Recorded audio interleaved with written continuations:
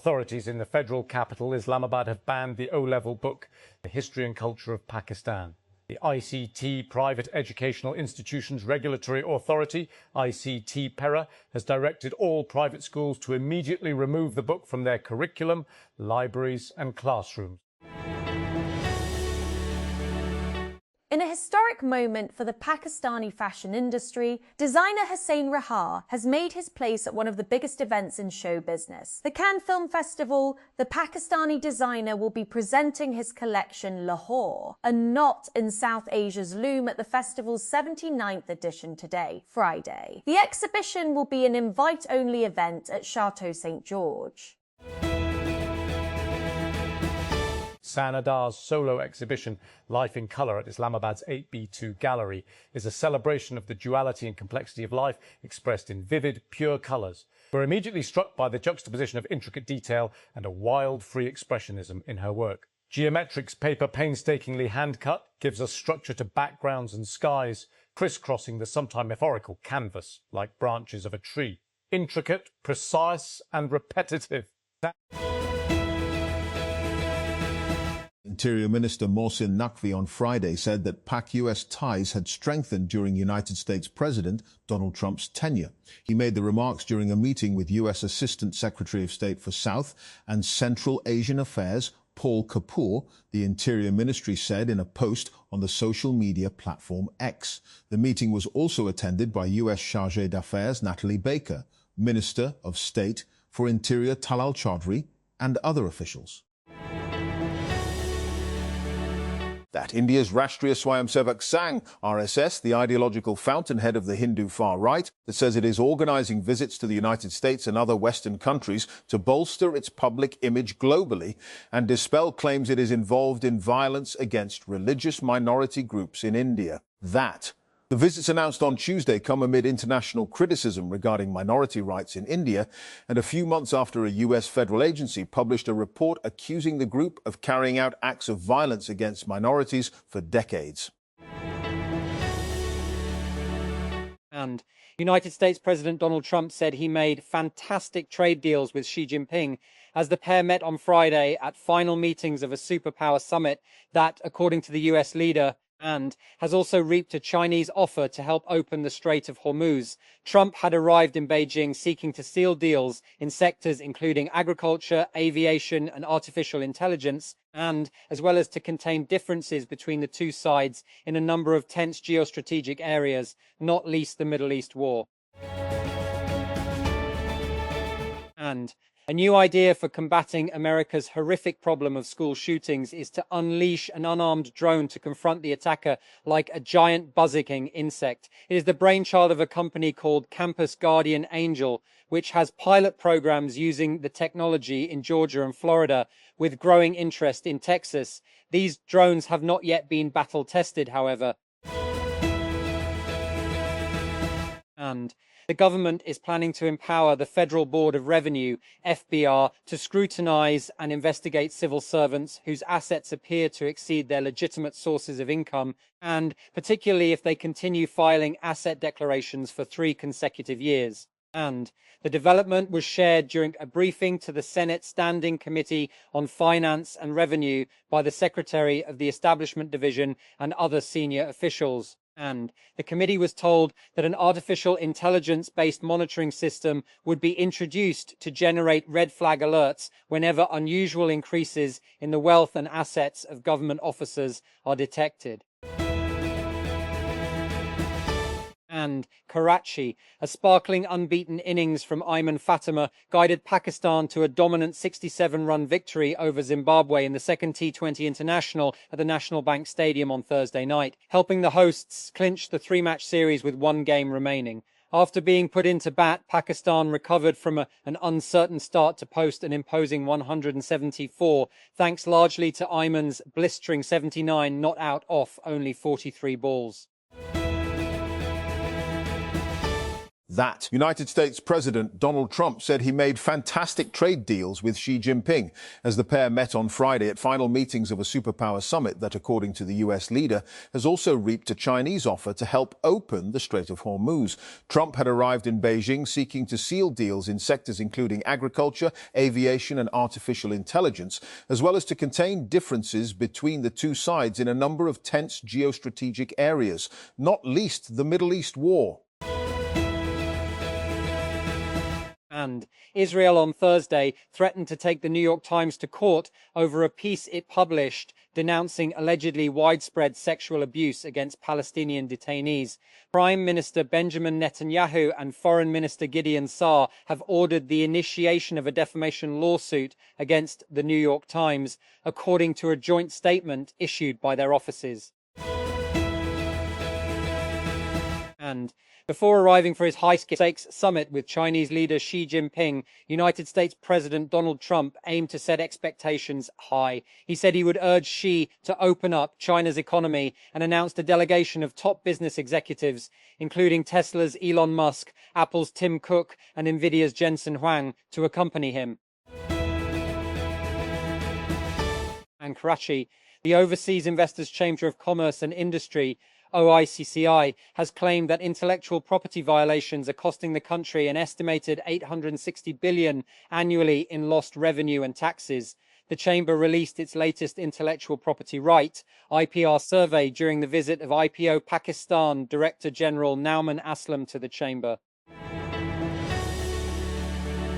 And Pakistan's latest GDP figures offer a picture of modest recovery. A projected growth rate of 3.7% for the current fiscal falls short of the government's original 4% target. And this is slightly less than even the lower bound of the state bank's projected range of 3.75–4.75%, but it is still an improvement over the previous year's 3.8% expansion. Thankfully, the SBP anticipates growth, albeit tepid, and during much of next year in case energy prices stay elevated and the Gulf crisis lingers.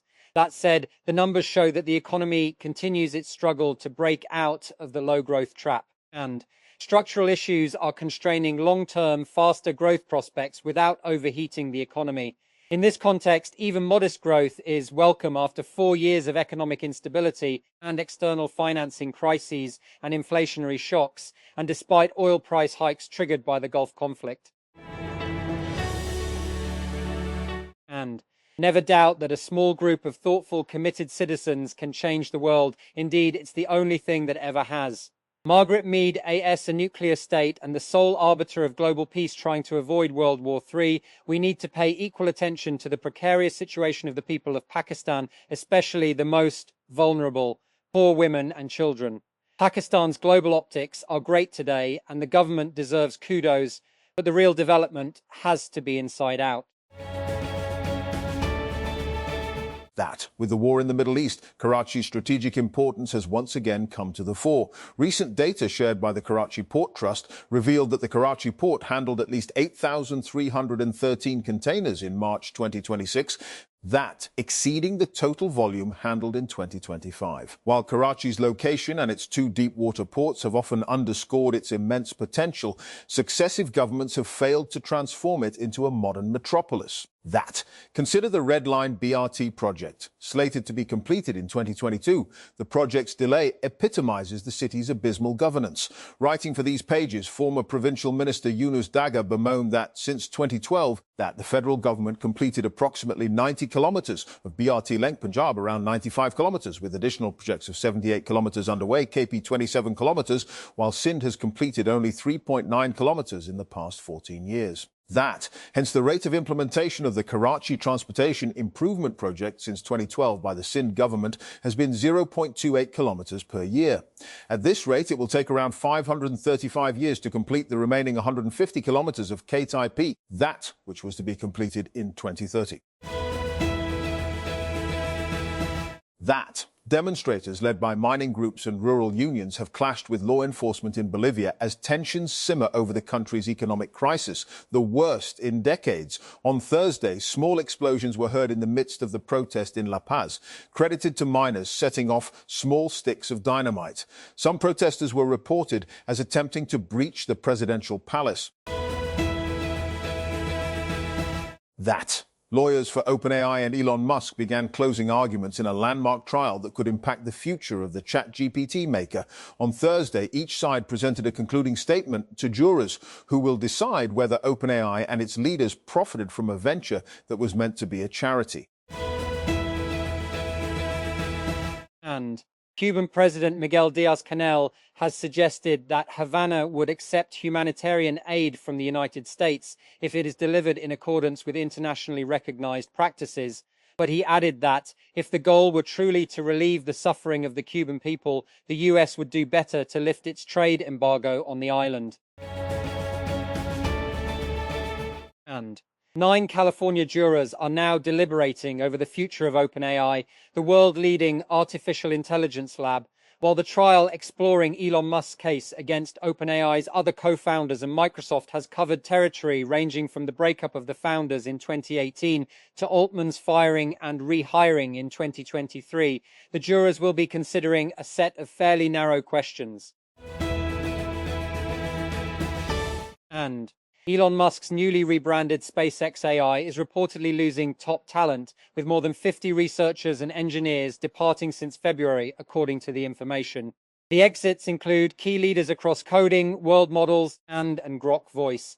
Rivals like Meta and Thinking Machine Labs are reportedly scooping up former staff, with the company's core pre-training team dwindling to just a handful of people.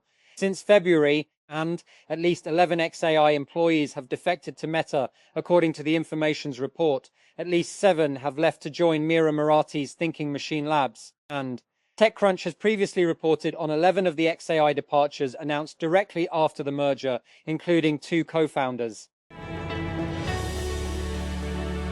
That. CIA Director John Ratcliffe led a U.S. delegation to Havana to meet with Cuban government officials on Thursday as the island deals with a collapse of its energy sector amid rising tensions with the U.S., according to the Cuban government. That, following the request submitted by the U.S. government that a delegation presided over by the CIA Director John Ratcliffe be received in Havana, that the Revolutionary Directorate approved the realization of this visit and the meeting with its counterpart from the Ministry of the Interior. The statement read,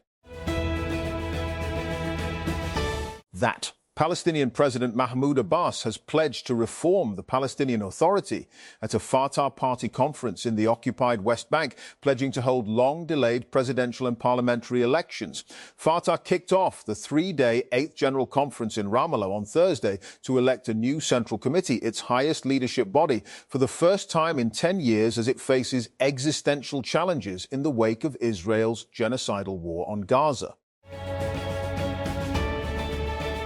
And Mike Banks has resigned as the head of the United States Border Patrol in the latest turnover to hit President Donald Trump's immigration enforcement operations. On Thursday, Banks broke the announcement to Fox News, saying it's just time for him to leave. He also took credit for a decline in border crossings since Trump took office for a second term. And the Cerebras Systems IPO was a smash hit on Thursday, generating billions major investors. Among the big winners is major shareholder Benchmark, which owns 9.5% of the company. One of the firm's general partners, Eric Vishria, has been a Cerebras board member since 2016, the year the AI chipmaker was founded, having co-led its $25 million Series A round. And Lovable, the AI-powered app-building platform, has backed a Danish hardware startup, ATech, that wants to introduce vibe coding to the process of creating hardware.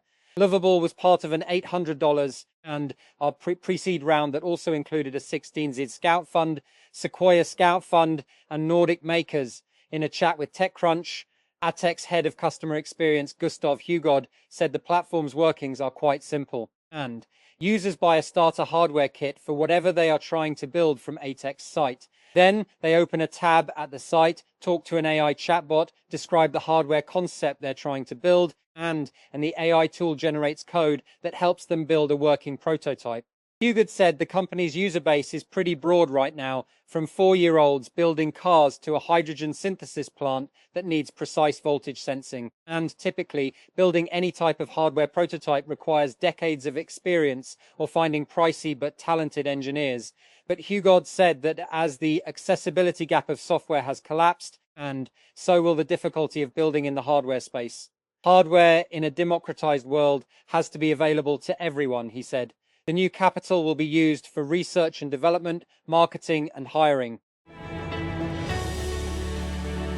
That Codex is going mobile. The coding tool, which OpenAI launched approximately a year ago, has now been integrated into the ChatGPT app, allowing users to monitor and manage their development workflows remotely. The new function allows users to see their Codex live environments in any devices where it is running. The company announced the changes Thursday. The update, which is currently in preview, is now available to all plans on iOS and Android. And Tehran. Iran is looking at ways of providing limited connectivity to approved individuals and entities amid a continued state-imposed internet shutdown, and with a tiered access model currently being offered that experts have said still undermines the digital rights of Iranians. And President Masoud Pezeshkian on Wednesday announced the creation of a new entity to review internet coverage in the country, named the Specialized Headquarters for Organizing and Guiding Iran's Cyberspace, and with First Vice President Mohammad Reza Aref, a relative moderate, appointed as its head. And as Israeli attacks in Lebanon continue despite a ceasefire, the United States is hosting the third round of talks between Lebanese and Israeli officials. Hezbollah opposes the meeting in Washington.